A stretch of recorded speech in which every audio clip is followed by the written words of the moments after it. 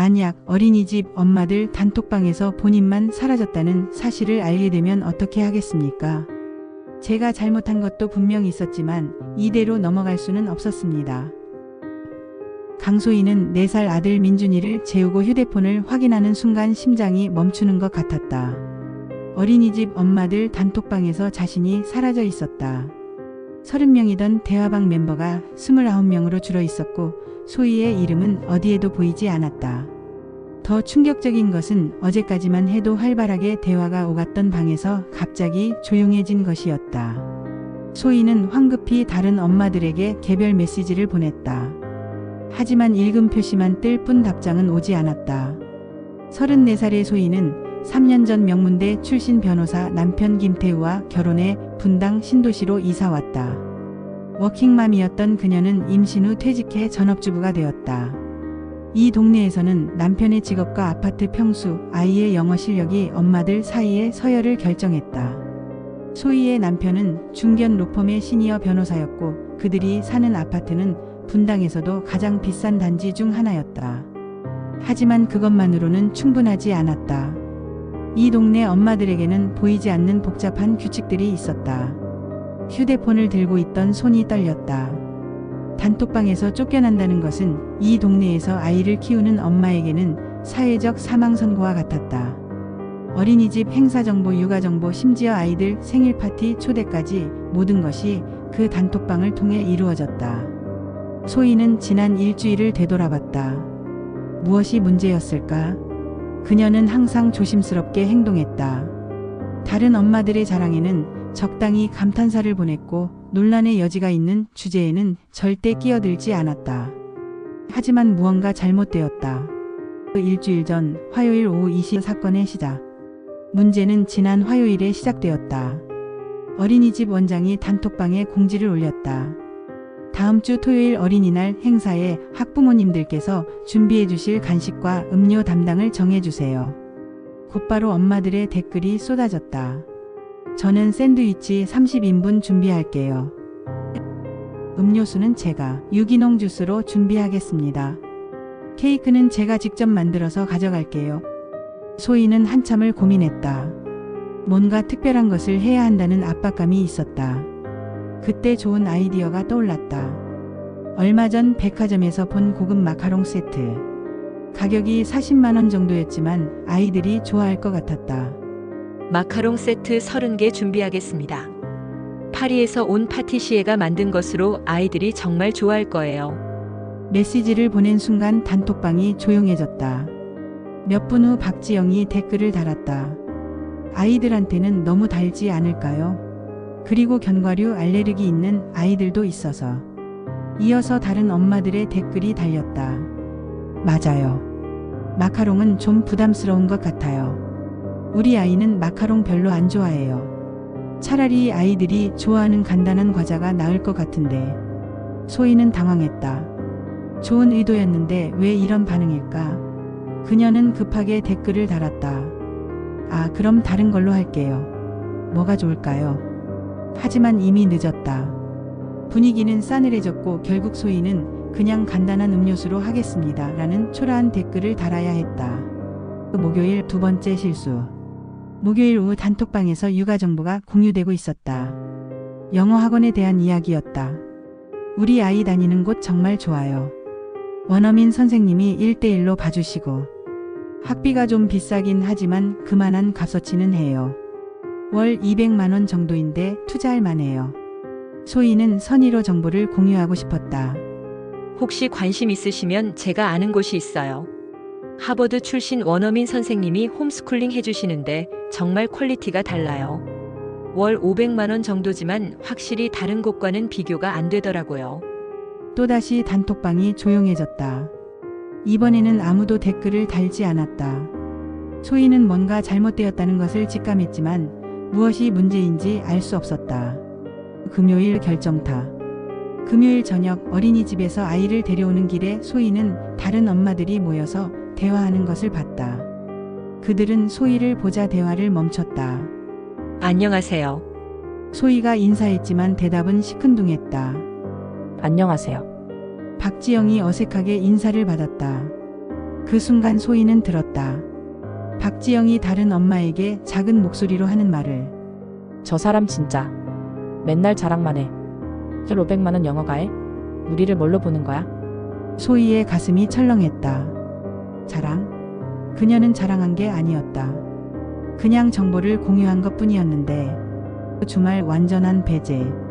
주말 동안 단톡방은 평소보다 조용했다. 그러더니 월요일부터 갑자기 활발해지기 시작했다. 하지만 소희는 대화에서 점점 소외되었다. 다른 엄마들은 서로에게는 친근하게 대화했지만 소희의 메시지에는 반응이 없었다. 마치 투명인간이 된 것 같았다. 그리고 오늘 단톡방에서 완전히 사라져버렸다. 현재 충격적인 발견. 소희는 수소문 끝에 어린이집 앞에서 만난 한 엄마로부터 충격적인 사실을 들었다. 소희 씨 몰랐어요. 지영이가 새로운 단톡방 만들었어요.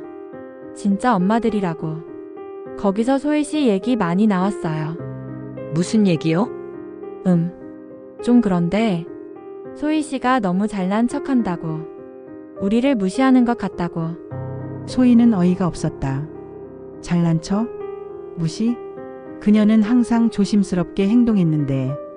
그리고 그 엄마가 조심스럽게 덧붙였다.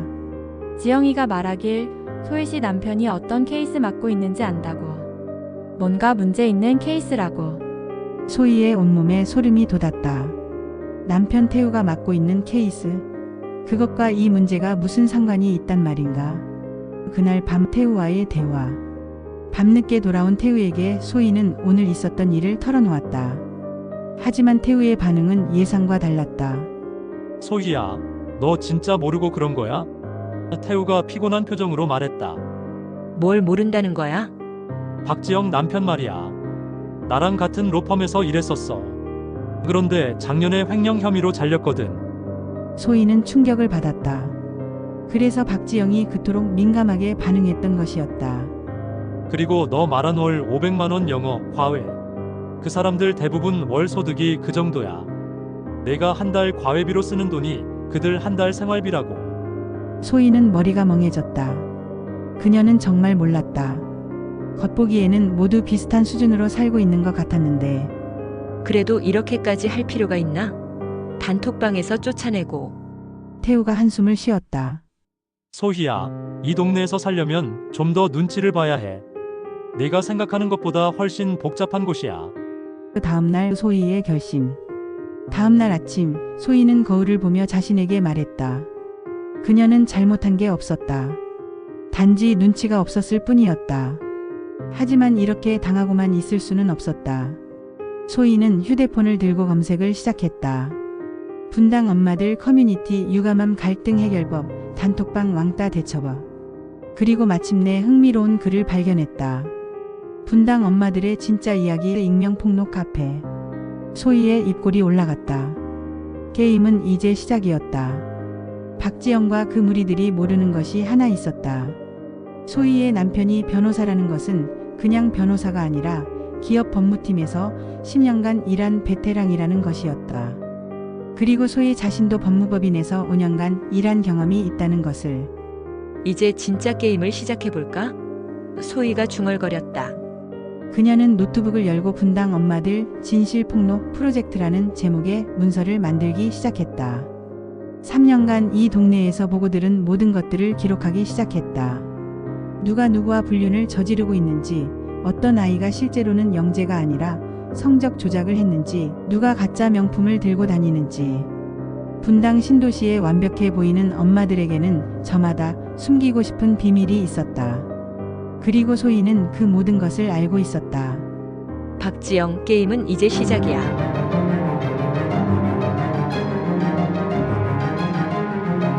소희의 서재.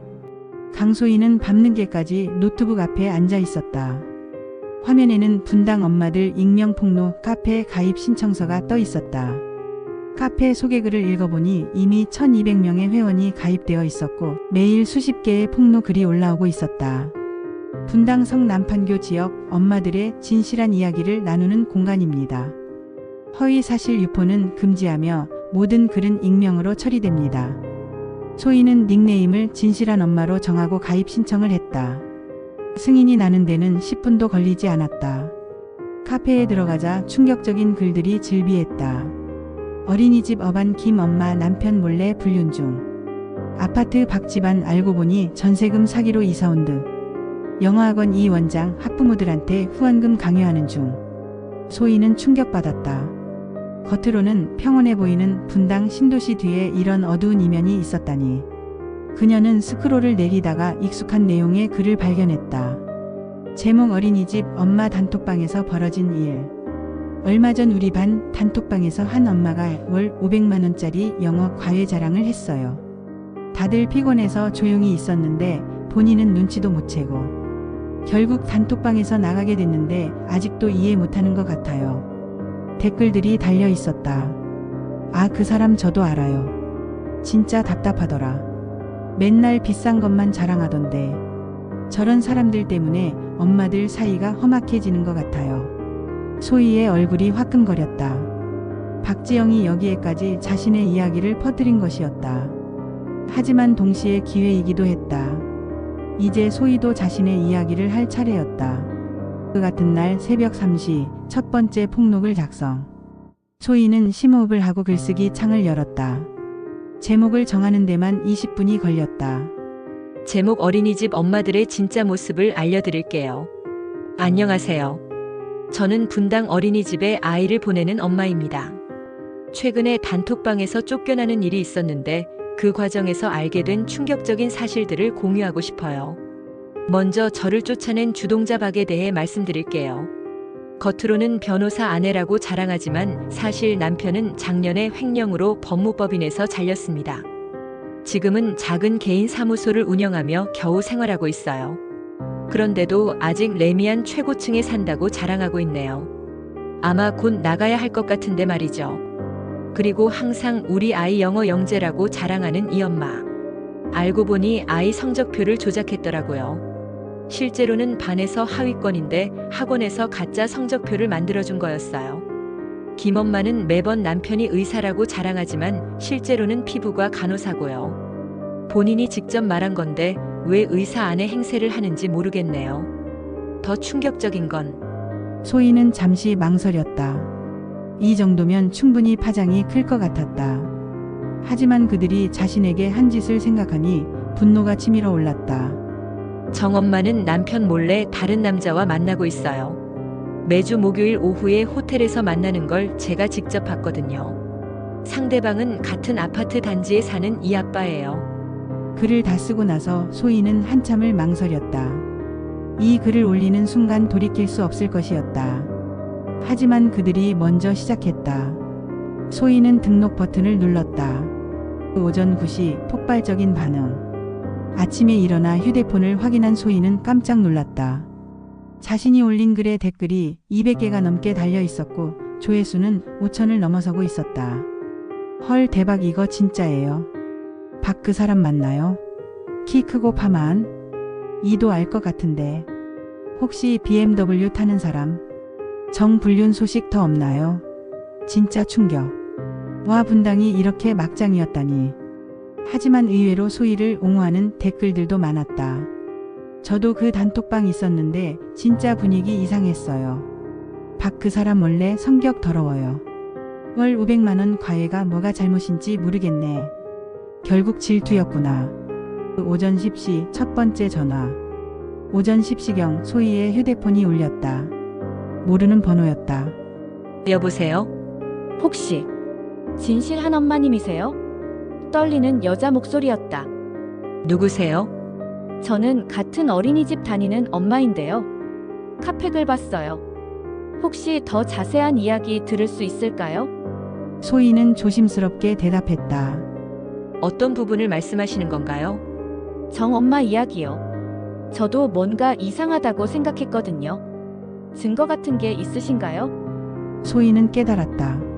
자신의 글이 단순한 폭로를 넘어서 이 동네 엄마들 사이에 숨겨진 비밀들을 캐내는 촉매제가 되고 있다는 것을. 제가 직접 본 건 맞는데 사진이나 그런 건 없어요. 아, 그래도 용기 내서 말해주셔서 고마워요. 저도 그 사람 때문에 힘들었거든요. 전화를 끊고 소희는 복잡한 기분이었다. 복수를 위해 시작한 일이었지만 비슷한 상처를 받은 다른 엄마들에게는 위로가 되고 있는 것 같았다. 그 오후 1시 반격의 시작. 점심시간 소희는 어린이집에 아이를 데리러 갔다. 평소와는 분위기가 달랐다. 몇몇 엄마들이 소희를 힐끔거리며 수근거렸다. 그 중에는 박지영도 있었다. 박지영은 소희를 보자 직접 다가왔다.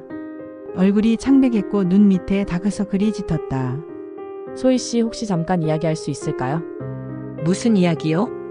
혹시 인터넷에 이상한 글 올린 거 소희 씨예요. 소희는 태연하게 대답했다. 무슨 글을 말씀하시는 거예요? 그냥 요즘 분당 카페에 이상한 글들이 많이 올라왔어요. 아, 저도 봤어요. 정말 충격적이더라고요. 소희는 순진한 표정을 지었다. 혹시 지영 씨랑 관련된 내용이 있나요? 박지영의 얼굴이 더욱 창백해졌다. 아니에요. 그냥 궁금해서요. 그 오후 3시 예상치 못한 동맹. 오후에 소희의 휴대폰으로 또 다른 전화가 왔다. 이번에는 다른 어린이집 엄마였다. 안녕하세요. 저는 어린이집 다니는 엄마예요. 카페글 봤는데요. 혹시 더 많은 정보가 있으시면 공유해 주실 수 있나요? 어떤 정보요? 사실 저희 쪽에서도 비슷한 일들이 많아요. 특히 박이라는 사람 때문에 피해본 엄마들이 여러 명 있거든요. 같이 힘을 모으면 어떨까요? 소희는 흥미가 생겼다. 구체적으로 어떤 피해를 보셨는데요? 음성 메시지로 보내드릴게요. 전화로는 길어질 것 같아서요. 몇 분 후 소희에게 5분짜리 음성 메시지가 왔다. 내용은 충격적이었다. 박지영이 다른 어린이집에서도 비슷한 방식으로 엄마들을 괴롭혔다는 것이었다. 심지어 아이들끼리 놀이에서도 배제시키도록 자신의 아이를 시켰다는 증언도 있었다. 그 저녁 7시 남편과의 대화. 저녁에 태우가 집에 돌아왔을 때 소희는 조심스럽게 오늘 있었던 일을 털어놓았다. 태우야, 내가 인터넷에 글 하나 올렸는데. 무슨 글? 소희는 카페에 글을 보여주었다. 태우는 글을 읽더니 한숨을 쉬었다. 소희야, 이거 위험할 수도 있어. 명예훼손으로 고소당할 수도 있고. 하지만 다 사실이야. 그리고 익명이잖아. 익명이라고 해도 추적하면 다 나와. 특히 박지영 남편이 변호사라면서. 소희는 고개를 끄덕였다. 그래도 이미 올렸는데 어떡해? 태우는 잠시 생각하더니 말했다. 일단 더 이상 글은 올리지 마. 그리고 혹시 연락 오는 사람들 있으면 조심해서 대해. 법적인 문제 생기면 내가 도와줄게. 하지만 소희의 마음속에는 이미 다음 계획이 세워지고 있었다. 그 밤 11시 두 번째 폭로글 준비. 태우가 잠든 후 소희는 다시 노트북을 켰다. 오늘 받은 정보들을 정리해보니 박지영 일당의 문제는 생각보다 심각했다. 단순히 단톡방에서 사람을 배제하는 것을 넘어서 조직적으로 타겟을 정해 괴롭히고 있었다. 소희는 새로운 글을 쓰기 시작했다. 제목 분당 엄마들 집단 괴롭힘의 실체. 안녕하세요. 어제 첫 번째 폭로글을 올린 사람입니다. 생각보다 많은 분들이 관심을 가져주시고 비슷한 피해를 당한 분들이 연락을 주셔서 추가 정보를 공유합니다. 박과 그 일당들의 행동 패턴을 분석해보니 다음과 같습니다. 1. 타겟 선정 경제적으로 여유 있거나 자신들보다 나은 조건의 엄마들. 2. 집단 배제 단톡방 모임에서 의도적으로 제외. 3. 뒷담화 유포 사실 여부와 관계없이 악성 루머 생산. 4. 아이들까지 이용 자신의 아이들에게 타겟의 아이와 놀지 말라고 지시. 이들의 최종 목표는 타겟을 이 동네에서 쫓아내는 것입니다. 현재까지 파악된 피해자만 7명이고 이 중 2명은 실제로 이사를 갔습니다. 다음 글에서는 구체적인 사례들과 함께 이들의 만행을 더 자세히 공개하겠습니다. 글을 올리자마자 댓글이 달리기 시작했다. 그리고 소희의 휴대폰에는 지지 메시지들이 쏟아졌다. 용기 내서 말해줘서 고마워요. 저도 피해자 중 한 명이에요. 계속 폭로해주세요. 소희는 깨달았다. 자신의 복수가 단순한 개인적 원한을 넘어서 이 동네의 잘못된 관행을 바꿀 수 있는 계기가 될 수 있다는 것을. 하지만 동시에 박지영과 그 일당들의 반격도 시작될 것이라는 것도 알고 있었다. 진짜 전쟁은 이제부터였다.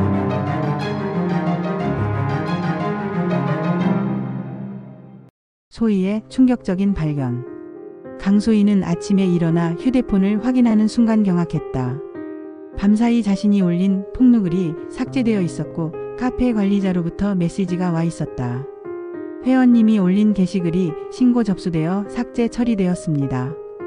허위사실 유포 및 명예훼손 소지가 있다는 신고가 다수 접수되었으며 추가 위반 시 회원 자격이 박탈될 수 있습니다. 소희는 어이가 없었다. 박지영 일당이 조직적으로 신고를 한 것이 분명했다.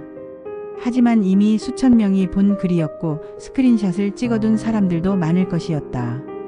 더 충격적인 것은 카페 내 다른 글들이었다. 밤사이 소희를 겨냥한 반박 글들이 여러 개 올라와 있었다. 제목 악의적 허위사실 유포자를 조심하세요. 최근 우리 동네 엄마들을 겨냥한 악성 글이 올라왔는데 대부분 사실무근입니다. 해당 작성자는 개인적 원한을 가지고 있는 것으로 보이며 법적 대응을 검토 중입니다. 댓글들도 대부분 소희를 비난하는 내용이었다. 정말 저열한 짓이네요. 익명이라고 아무 말이나 해도 되는 건가요?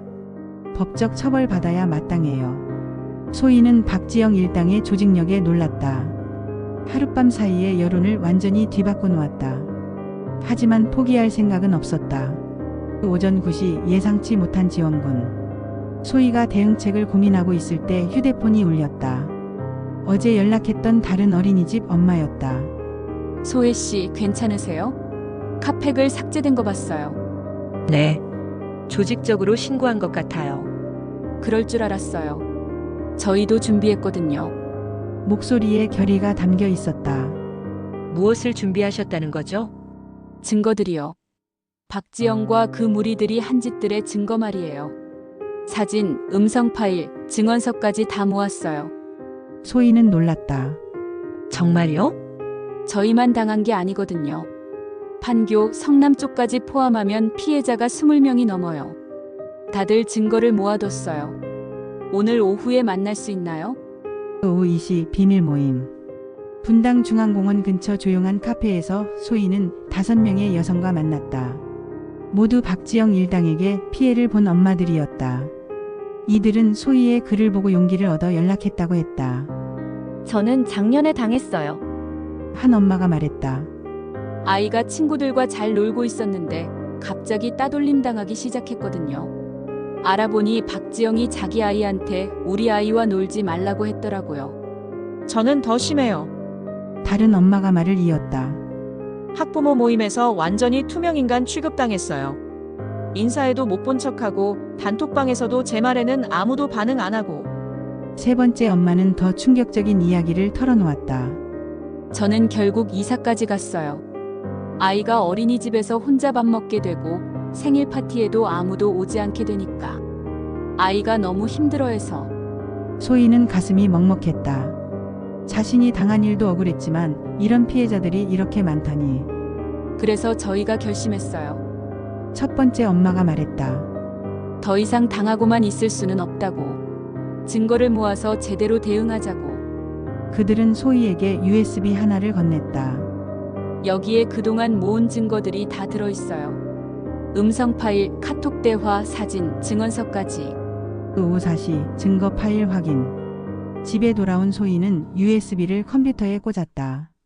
폴더 안에는 정말 다양한 증거들이 체계적으로 정리되어 있었다. 가장 충격적인 것은 박지영이 다른 엄마들과 나눈 카톡 대화였다. 엄마 진짜 거슬려. 맨날 비싼 거만 자랑하고. 맞아. 아이들한테도 우리 애들이랑 놀지 말라고 해야겠어. 단톡방에서도 무시하자. 답글 달지 말고. 키읔 곧 못 버티고 나갈걸? 음성 파일도 있었다. 박지영이 다른 엄마들과 만나서 특정 엄마를 타겟으로 정해 괴롭히는 계획을 세우는 내용이었다. 다음 타겟은 엄마로 정하자. 쟤 진짜 잘난 척하더라. 어떻게 할까? 일단 단톡방에서 빼고 아이들 생일 파티에도 안 부르자. 좋아. 그럼 곧 이사 갈걸? 소희는 소름이 돋았다. 이들은 정말 조직적으로, 계획적으로 사람들을 괴롭히고 있었다. 그 오후 6시 법적 자문. 태우가 퇴근하자마자 소희는 증거들을 보여주었다. 태우는 파일들을 하나씩 확인하더니 표정이 심각해졌다. 이거 정말 심각한데? 이들이 한 짓은 명백한 집단 괴롭힘이야. 법적으로도 문제가 될 수 있어. 그럼 우리가 고소할 수 있는 거야? 충분해. 특히 이 음성 파일은 결정적 증거가 될 수 있어. 그리고 아이들까지 이용한 건 더 악질적이고. 태우는 잠시 생각하더니 말했다. 하지만 소희야, 이렇게 하면 정말 전면전이 될 거야. 각오는 되어 있어? 소희는 망설임 없이 대답했다. 응. 이미 시작된 거야. 저녁 8시 역공 준비. 소희는 다시 노트북을 켰다. 이번에는 단순한 폭로가 아니라 체계적인 고발이었다.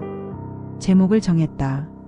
제목 분당 엄마들 집단 괴롭힘 실체 증거와 함께. 안녕하세요. 며칠 전 폭로글이 삭제된 작성자입니다. 예상대로 가해자들의 조직적 신고로 글이 삭제되었지만 오히려 더 많은 피해자들이 연락을 주셔서 충격적인 진실을 알게 되었습니다. 박과 그 일당들은 단순히 개인적 감정으로 행동한 것이 아닙니다. 이들은 다음과 같은 방식으로 조직적, 계획적으로 타겟을 정해 괴롭혔습니다. 1. 타겟 선정 회의. 2. 역할 분담 단톡방 관리 루머 유포 아이들 격리 등. 3. 단계별 실행 경고 격리 추방. 4. 이사 유도까지. 현재까지 확인된 피해자는 총 23명이며 이 중 8명이 실제로 이사를 갔습니다. 첨부된 파일들은 이들의 만행을 증명하는 증거들입니다. 음성 파일 12개, 카톡 대화 스크린샷 47개, 피해자 증언서 23부, 관련 사진 자료 15개. 더 이상 침묵하지 않겠습니다. 법적 대응도 준비 중입니다. 저녁 10시 폭발적 반응. 글을 올리자마자 카페가 난리가 났다. 조회수는 30분 만에 1만을 넘어섰고 댓글은 실시간으로 쏟아졌다. 헐, 이거 진짜 충격적이다. 음성 파일 들어봤는데 완전 사이코들이네. 아이들까지 이용하다니 정말 악질. 법적 처벌받아야 마땅해. 우리 동네에도 이런 애들 있음. 하지만 곧 박지영 측의 반박글도 올라왔다. 제목 악의적 음성 파일 조작 및 사생활 침해 신고. 해당 음성 파일들은 동의 없이 녹음된 불법 자료이며 편집을 통해 조작된 정황이 있습니다. 현재 법무법인을 통해 고발 절차를 진행 중입니다. 밤 11시 전화 테러. 밤 11시부터 소희의 휴대폰에 익명의 전화가 걸려오기 시작했다. 야, 너 진짜 정신없나? 애 딸린 엄마가 그렇게 살면 안 되지. 고소당하고 싶어? 당장 글 내려. 내 아이도 어린이집 다니잖아. 조심해. 마지막 전화는 명백한 협박이었다. 소희는 모든 통화를 녹음했다. 태우는 화가 났다. 이건 명백한 협박이야. 내일 당장 경찰서에 신고하자. 그 다음날 오전 예상치 못한 전개. 다음날 아침 소희는 충격적인 소식을 들었다. 박지영이 갑자기 이사를 간다는 것이었다. 어린이집 앞에서 만난 한 엄마가 귀띔해 주었다. 지영이가 어젯밤에 급하게 이사업체 연락했대. 다음 주까지 이사 나간다고 하더라고. 정말요? 응. 그리고 남편이 횡령건으로 수사받고 있다는 소문도 있어. 아마 더 이상 버티기 힘들어진 것 같아. 소희는 복잡한 기분이었다. 복수는 성공한 것 같았지만 왠지 허무했다. 하지만 그날 오후 더 큰 변화가 기다리고 있었다. 분당구청에서 소희에게 연락이 왔다. 안녕하세요. 구청 아동복지과입니다. 최근 온라인에 올라온 집단 괴롭힘 사건과 관련해서 공식 조사에 들어가려고 합니다. 협조해 주시겠습니까? 소희의 개인적 복수가 사회적 이슈로 확대되는 순간이었다. 이제 정말 돌이킬 수 없는 강을 건넌 것이었다.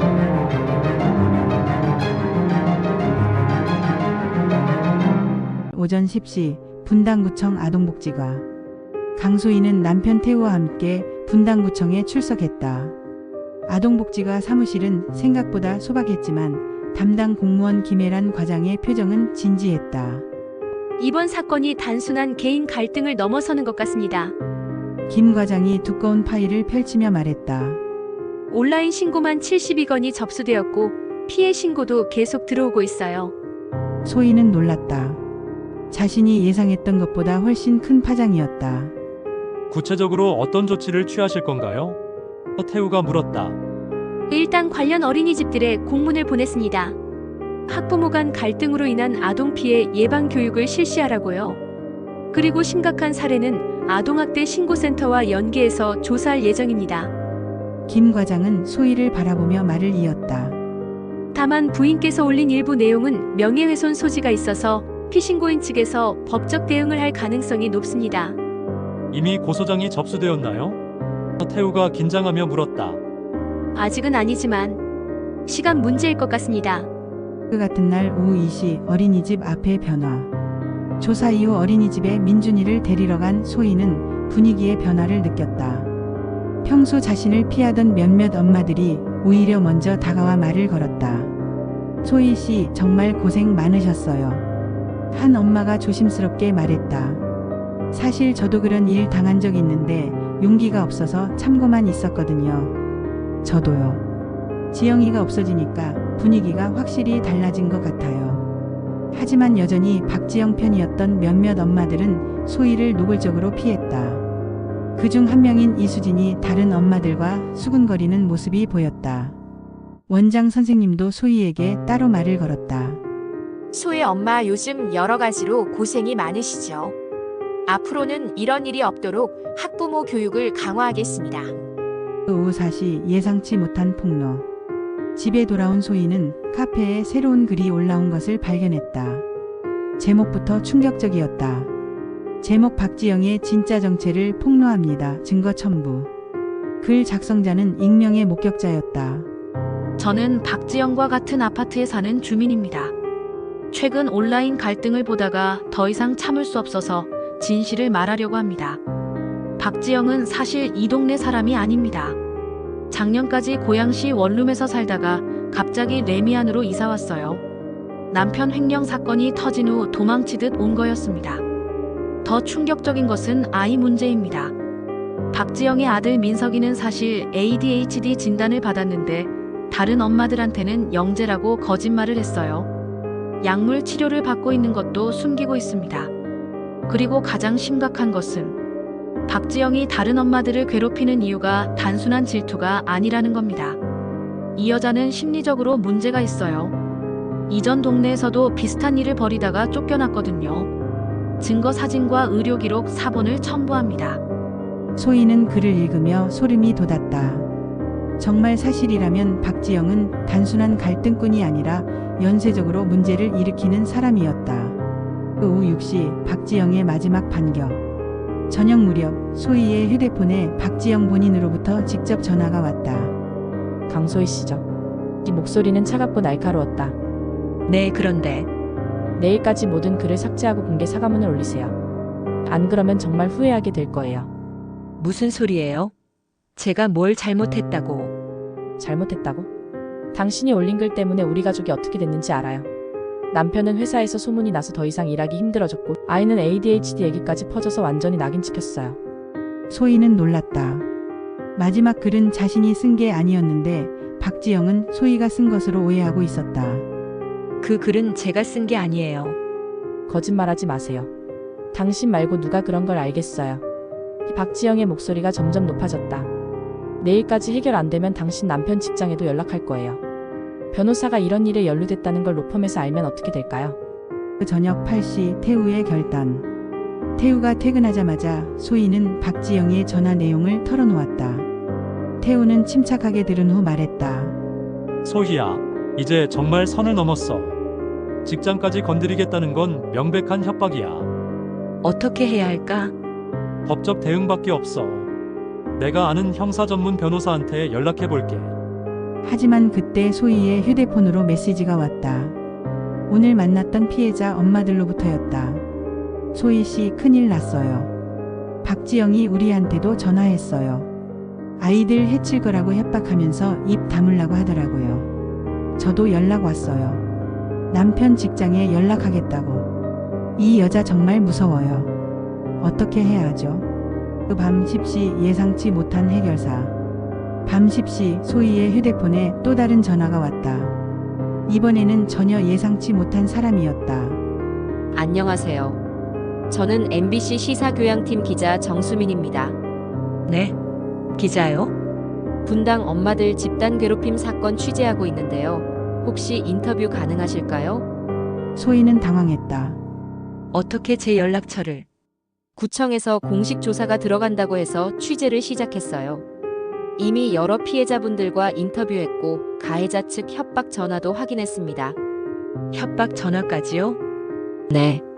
박지영 씨가 피해자들한테 조직적으로 연락하고 있더라고요. 이건 이미 개인 갈등을 넘어선 사회 문제입니다. 방송으로 다룰 예정인데 실명은 가리고 진행할 거예요. 소희는 잠시 망설였다. 방송까지 나간다면 정말 돌이킬 수 없을 것이었다. 시간을 좀 주시겠어요? 가족과 상의해보고.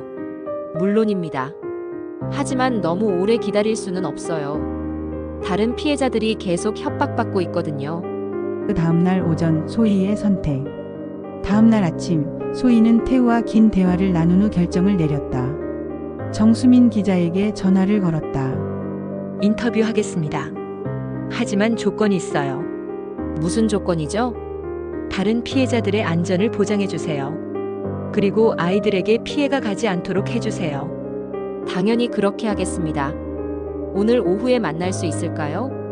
전화를 끊고 소희는 창밖을 바라봤다. 분당 신도시의 깔끔한 아파트들이 보였다. 겉으로는 평화로워 보이지만 그 안에는 이런 추악한 일들이 벌어지고 있었다. 휴대폰에 민준이 어린이집에서 찍은 사진이 메시지로 왔다. 아이가 친구들과 함께 웃고 있는 모습이었다. 엄마 오늘 친구들이랑 정말 재밌게 놀았어요. 소희는 미소를 지었다. 이 모든 일이 결국 아이들을 위한 것이었다. 더 이상 아이들이 어른들의 갈등에 휘말리지 않도록, 더 이상 박지영 같은 사람들이 무고한 가족들을 괴롭히지 못하도록. 좋아, 끝까지 가보자. 소희가 중얼거렸다. 그날 저녁 뉴스에서는 분당 엄마들 집단 괴롭힘 사건, MBC에서 단독 취재라는 속보가 나왔다. 소희의 작은 복수가 이제 사회 전체가 주목하는 사건이 되어버린 것이었다.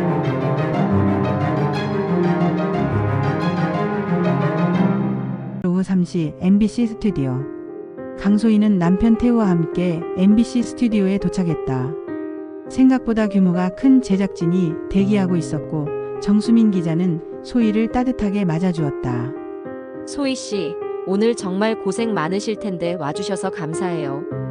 얼굴은 모자이크 처리하고 음성도 변조할 예정이니까 걱정하지 마세요. 녹화 스튜디오에는 이미 다른 피해자 엄마 3명이 앉아 있었다. 모두 소희처럼 얼굴을 가린 채였지만 목소리로 알 수 있었다. 며칠 전 함께 증거를 모았던 엄마들이었다. 진행자는 베테랑 앵커 김선영이었다. 소희는 긴장되면서도 한편으로는 안도감을 느꼈다. 드디어 자신들의 이야기를 세상에 제대로 알릴 수 있게 된 것이다. 오후 4시 녹화 시작. 시청자 여러분, 안녕하세요. 오늘은 최근 분당 지역에서 발생한 충격적인 엄마들 집단 괴롭힘 사건을 다뤄보겠습니다. 김선영 앵커의 차분한 목소리가 스튜디오에 울려 퍼졌다. 피해자 어씨, 어떤 일이 있었는지 말씀해 주시겠어요? 소희는 심호흡을 하고 입을 열었다. 음성 변조기 때문에 자신의 목소리가 낯설게 들렸다. 저는 3년 전 분당으로 이사와서 아이를 어린이집에 보내고 있었습니다.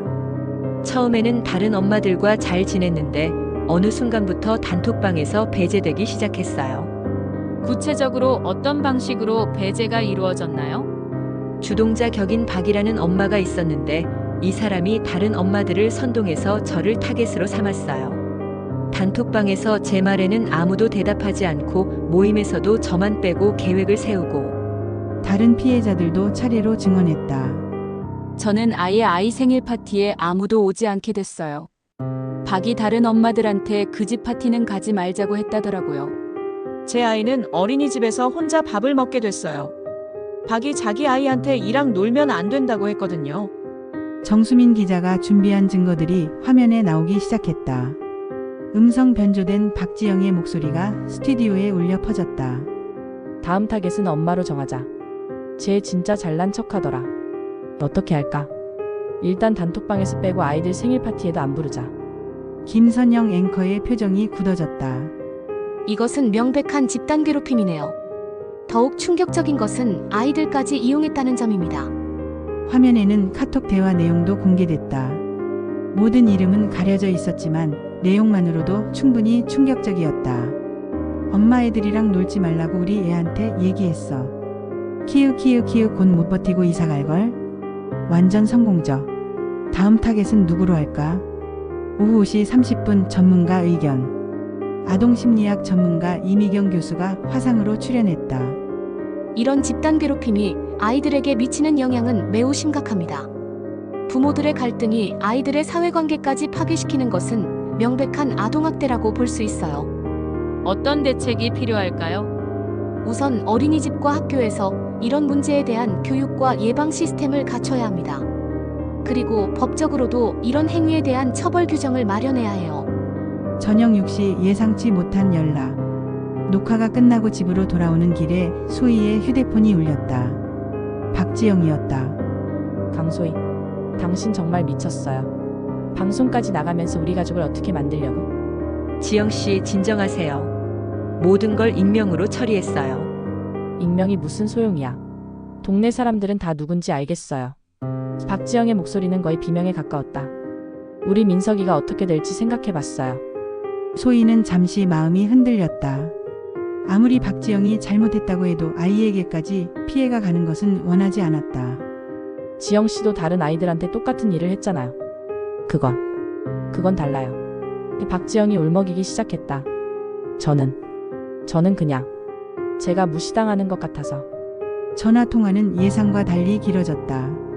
박지영은 점점 진실을 털어놓기 시작했다. 사실 저도 예전에 당했거든요. 고양시에 살 때 비슷한 일을 당해서 이사까지 왔어요. 소희는 놀랐다. 그럼 왜 다른 사람들한테? 제가 당했던 게 너무 아팠어요. 그래서 먼저 공격하면 안 당할 것 같았어요. 완전히 잘못된 생각이었지만. 박지영은 계속 울면서 말했다. 민석이도 ADHD라서 힘들어하는데 제가 다른 아이들까지 괴롭히게 만들었어요. 정말 죄송해요. 소희는 복잡한 기분이었다. 분노가 사라지는 것은 아니었지만 박지영도 결국 피해자였다는 생각이 들었다.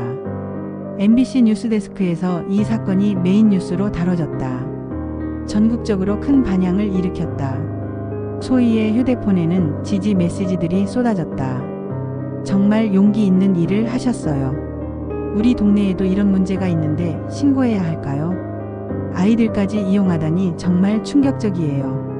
하지만 더 놀라운 것은 전국 각지에서 비슷한 사례에 제보가 들어온다는 것이었다. 강남, 서초, 목동, 일산. 전국의 중산층 밀집 지역에서 비슷한 문제들이 보고되고 있었다.